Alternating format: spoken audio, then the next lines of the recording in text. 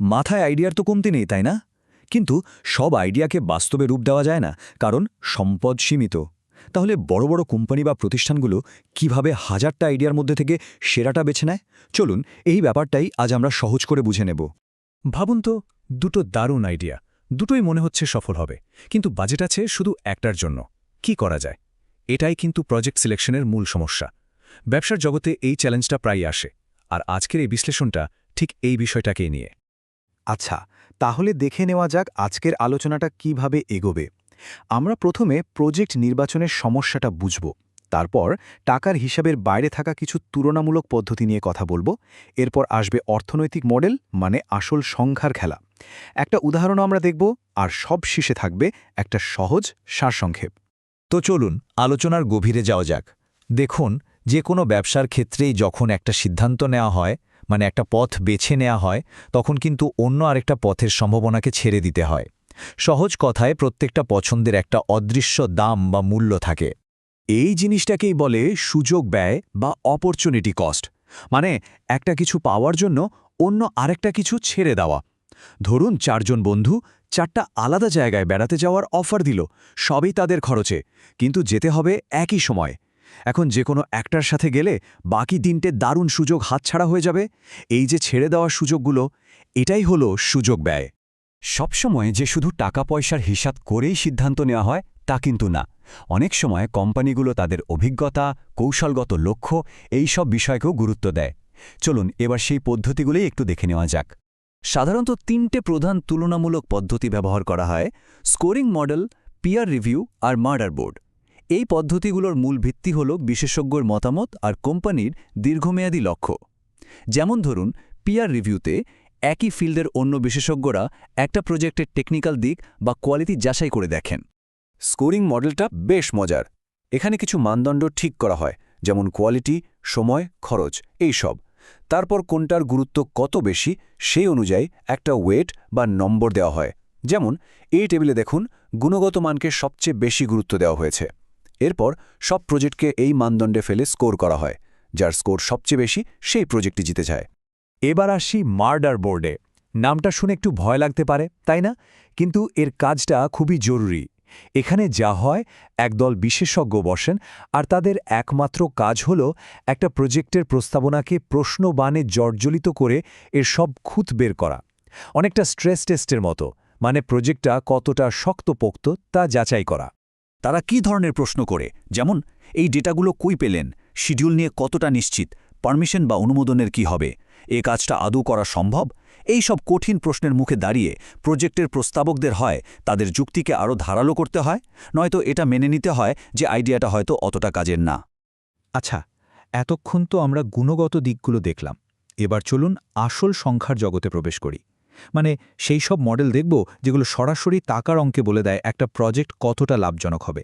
এর মধ্যে প্রথমটা হলো বেনিফিট কস্ট রেশিও বা বিসিআর। নামটা একটু কঠিন শোনালেও ব্যাপারটা খুবই সোজা। এটা হলো একটা প্রজেক্ট থেকে মোট কত টাকা লাভ হবে আর মোট কত টাকা খরচ হবে তার একটা অনুপাত। সোজা কথায়, প্রতি ১ টাকা খরচের বিনিময়ে কত টাকা ফেরত আসবে সেটাই হলো বিসিআর। রেশিও যত বেশি, প্রজেক্টটা তত ভালো। যেমন এই উদাহরণটা দেখুন, ধরা যাক লাভ হচ্ছে ১,২৫,০০০ টাকা আর খরচ হয়েছে ৫০,০০০ টাকা। তাহলে বিসিআর দাঁড়ালো ২.৫। এর মানে কি? এর মানে হলো প্রতি ১ টাকা বিনিয়োগের বদলে ২.৫ টাকা ফেরত পাওয়া যাচ্ছে। দারুণ না? এরপর আসছে পেব্যাক পিরিয়ড। এর মূল ফোকাসটা একটাই, আমার বিনিয়োগের টাকাটা কতদিনে উঠে আসবে। যে প্রজেক্ট যত কম সময়ে আসল টাকাটা ফেরত দিতে পারবে, রিস্কের দিক থেকে সেটাকে ততটাই আকর্ষণীয় বলে মনে করা হয়। আচ্ছা, এর পরের মডেলটা বোঝার জন্য একটা খুবই গুরুত্বপূর্ণ ধারণা মাথায় রাখতে হবে। সেটা হলো, আজকে ১ টাকার মূল্য ভবিষ্যতের ১ টাকার চেয়ে বেশি। কেন? কারণ মুদ্রাস্ফীতি বা ইনফ্লেশন। ভাবুন তো, আজ ১০০ টাকা দিয়ে যা কিনতে পারছেন, ১ বছর পর কি ঠিক তাই কিনতে পারবেন? পারবেন না। টাকার এই সময়ের সাথে সাথে মূল্য কমে যাওয়ার ধারণাটাই পরের মডেলের ভিত্তি। আর এই ধারণা থেকেই আসে নেট প্রেজেন্ট ভ্যালু বা এনপিভি। এটা একটু জটিল মনে হতে পারে, কিন্তু সহজ করে বলছি।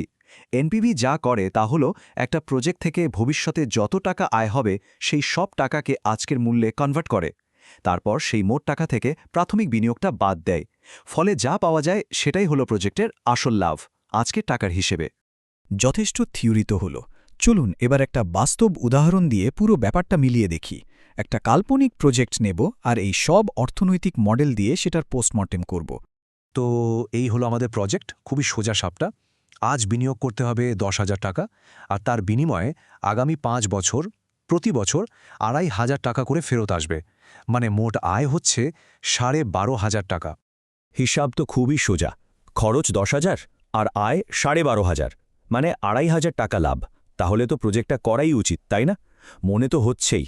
কিন্তু চলুন আসল বিশ্লেষণটা কি বলে সেটা একটু দেখি। প্রথমে বিসিআর আর পে ব্যাক পিরিয়ডটা দেখি।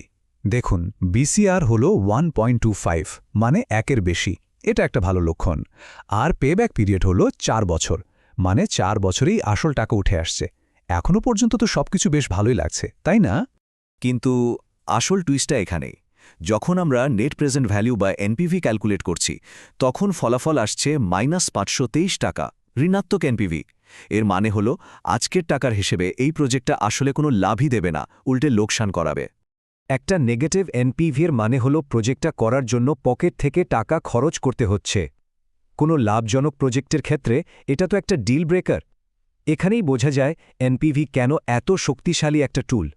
আপাতদৃষ্টিতে লাভজনক মনে হলেও টাকার সময়ের মূল্য হিসাব করলে আসল ছবিটা পুরোপুরি পাল্টে যেতে পারে।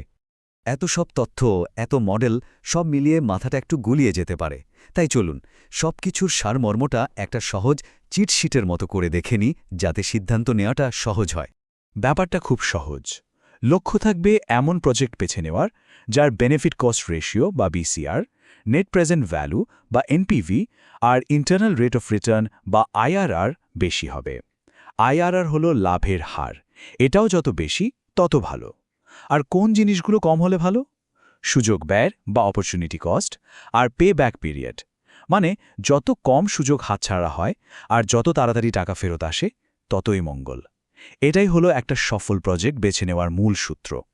তাহলে এখন প্রশ্ন হলো, পরবর্তী বড় আইডিয়াটার জন্য এই সব কিছুর মধ্যে কোনটাকে সবচেয়ে বেশি গুরুত্ব দেওয়া উচিত? উত্তরটা কিন্তু নির্ভর করবে পরিস্থিতি আর লক্ষ্যের ওপর। কোনো ক্ষেত্রে হয়তো দ্রুত টাকা ফেরত পাওয়াটা জরুরি, আবার অন্য কোথাও দীর্ঘমেয়াদী লাভটাই আসল কথা। এই বিশ্লেষণটা অন্তত সঠিক প্রশ্নগুলো করতে সাহায্য করবে।